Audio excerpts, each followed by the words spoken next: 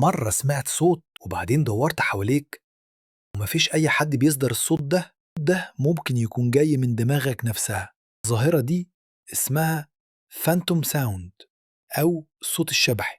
الناس اللي بتسمع صفارة أو طنين أو حتى حد بيناديهم ومفيش أي مصدر خارجي حقيقي، دماغ ساعات بتحاول تخترع صوت علشان تعوض عن فقدان سمعي أو نتيجة توتر عصبي عالي.